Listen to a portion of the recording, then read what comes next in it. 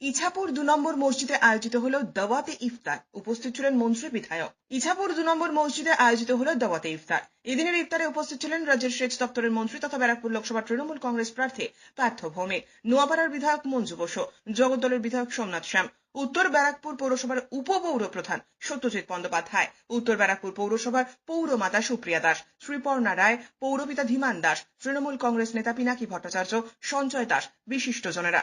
সংবাদ মাধ্যমের মুখোমুখি হয়ে রাজ্যের সেচ দপ্তরের মন্ত্রী তথা ব্যারাকপুর লোকসভার তৃণমূল কংগ্রেস প্রার্থী পার্থ ভৌমিক বলেন, এটা তো বাংলার মাননীয় মুখ্যমন্ত্রী বারংবার বলেন, ধর্ম যার যার নিজের, উৎসব সবার। আমাদের বাংলায় 12 মাসে 13 পার্বণ। আমাদের 12 মাসে বিভিন্ন ধরনের উৎসব হয়। ঈদ হচ্ছে তার মধ্যে অন্যতম একটা উৎসব।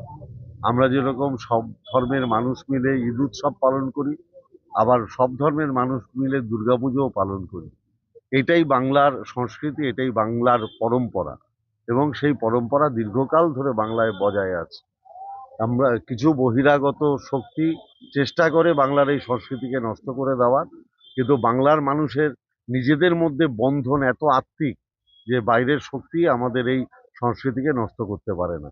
তাই দুর্গাপুজো যেরকম সবার কাছে একটা উৎসব, ঈদও ঠিক তেমনি সব ধর্মের মানুষের কাছে। ইছাপুর থেকে সৈকত গাঙ্গুলির প্রতিবেদন, চ্যানেল 24/7।